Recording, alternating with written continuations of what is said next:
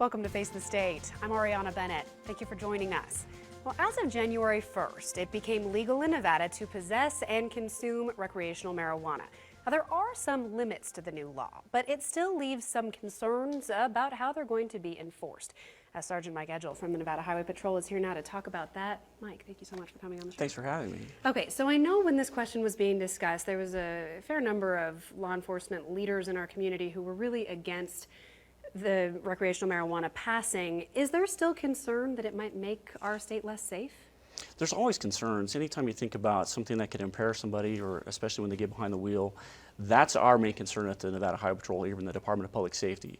We want to make sure everybody's safe when they're out there on the highways driving around. Right. So now that it has passed, how do you anticipate it impacting you and other law enforcement professionals? We've been preparing for this for a long time.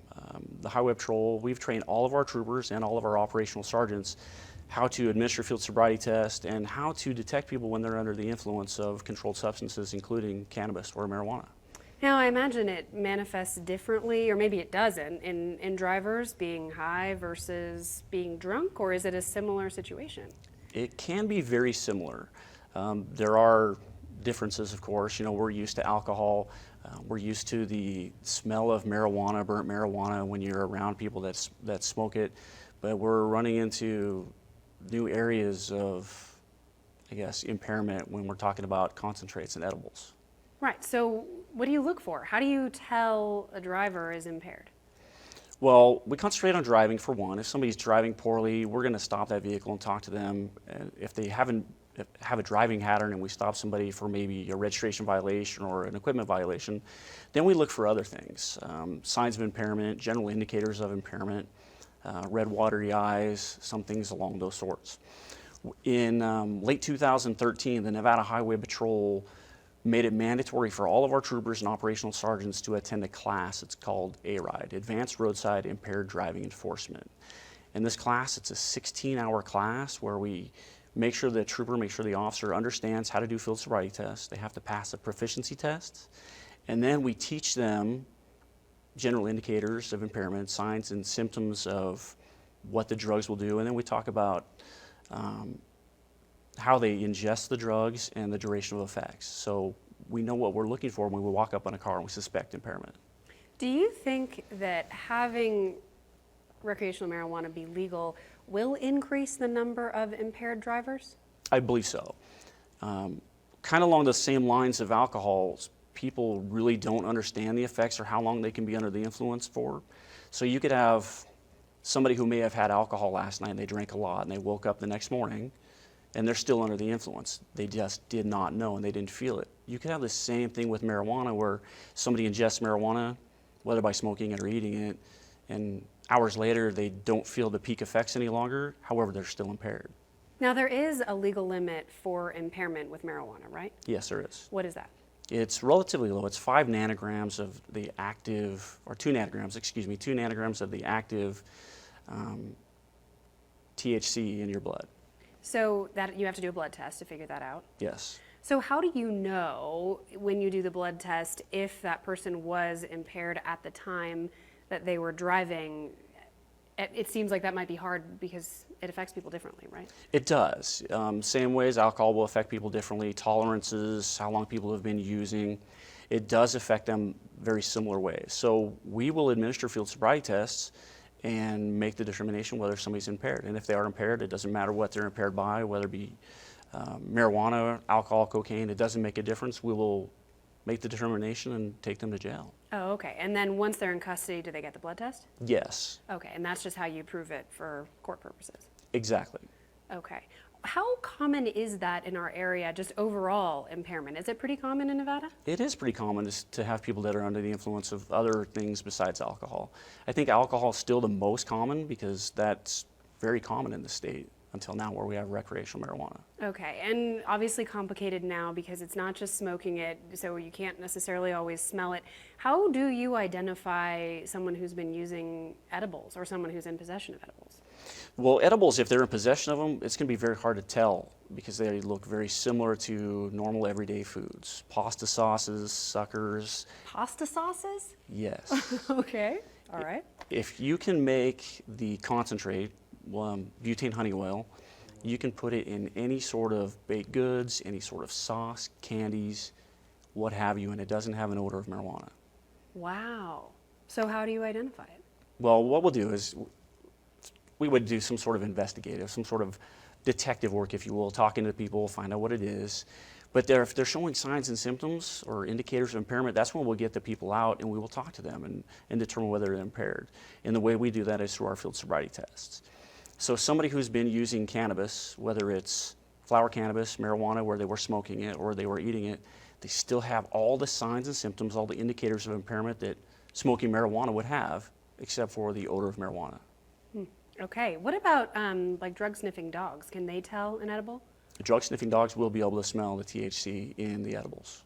Okay. So that's one tool. Yes. Is that something you guys are utilizing? At this point, I believe not. Okay. We will use the dogs for it, but you can still possess up to, I believe it's 1/8 of an ounce of concentrated THC with the new law. Right. And that's the thing. I mean, it's not to demonize those who want to use marijuana legally. I'm wondering, how many people who might want to try it, and now that it's the law, might not know where the limit is, or how much is too much. So what's a good guideline for someone who wants to, follow the law where this is concerned? Well, like I would tell anybody, even with alcohol, if you drink alcohol and you feel impaired, don't drive. If you don't know how you're going to feel after you consume alcohol and you've never tried it before, don't drive. Have another option. If you've never tried cannabis or a cannabis product, don't drive. For how long? I would say don't drive until you feel normal. But just because you don't feel normal doesn't mean that you still won't have the effects of cannabis in your system.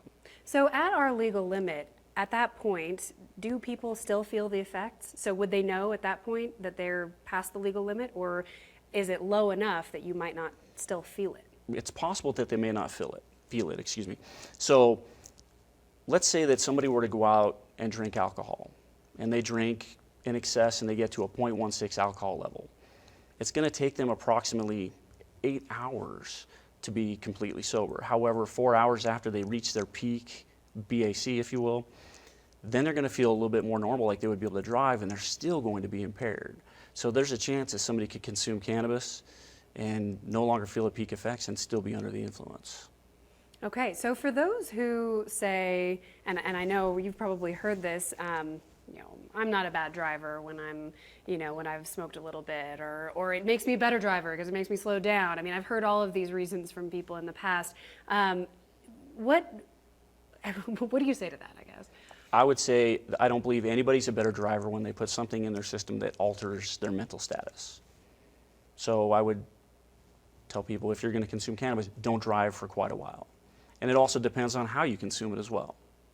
So smoking marijuana, you're going to feel your peak effects lasting only up to an hour, with the duration maybe 2 to 3 hours, sometimes a little bit longer, still feel the effects and still show impairment. But if you consume edibles, you put in your system, you won't feel it right away for approximately up to 60 minutes, because it has to get into your blood. It has to be broken down by your stomach. But then you're going to be feeling the long-term effects for 6 to 8 hours for an edible. Because when you would smoke marijuana in a joint or in a pipe or a bong, you're going to burn some of that marijuana off and you're going to exhale some of it. You're not going to get all of the marijuana. However, if you ingest it in an edible or a concentrate and you put it right in your system, you're on for the whole ride of that cannabis until it's eliminated from your system. And that can be a long time. It can be, and it causes a lot of psychosis in people. They get very paranoid, and from what I've read in the studies from Colorado, a lot of people have made hospital visits from it. Do you think the general public is aware of the risks? I don't believe so. I believe there needs to be a lot of education, not only with law enforcement, but with anybody who's driving, educators, parents, and children as well. Are you concerned? I mean, is your general law enforcement community concerned about this? How worried should we be?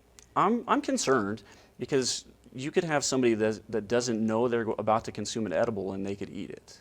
You could have a lot of incidental ingestions with children. Hospital visits will go up. You could have somebody that is at a party and they don't know what they're eating, and they grab something that looks like a cookie and they eat 4 or 5 cookies, and now they ingested 4 or 5 doses of marijuana. So people basically are just going to have to be very cautious and knowledgeable about the effects of this stuff. Yes, you'd need to be very knowledgeable about not only what you're purchasing or what you're borrowing from somebody else, what you're putting in your system. And then my suggestion would be the same as like a prescription bottle where it says on the side of it, do not drive or operate heavy machinery until you know how this medication affects you. Same thing with cannabis. Okay. Now, on the positive side of this, I think the proponents of this law were saying, well, there's a good chance this will cut down on the black market and law enforcement will have to use their resources to police that. Do you see that happening? It may cut down on the black market side, but I have a funny feeling that we're going to be increasing traffic officers throughout the state, not only with the Highway Patrol, but all of our partnering agencies, all the rural areas. That way we can try to prevent people from hurting themselves or anybody else. Okay. Well, we have about a minute left. Do you have any final thoughts? Any further advice for overall public? I would have to say do your research before you consume any sort of cannabis product if you're not used to it right now. And don't drive. If you're going to use something and you're not sure how it affects you, don't drive. How would you feel if somebody else was ingesting marijuana driving down the street and they thought they were fine and they hurt somebody in your family? Take that into consideration and try to make everybody else's lives a little bit better when we're driving out on the highways. All right, Mike, thank you so much for your time. I sure appreciate it. Thank you very much. Well, coming up on Face the State, Nevada is at the forefront for research and development of drones and robots. We'll take a look at some of the exciting projects underway at the University of Nevada right after the break.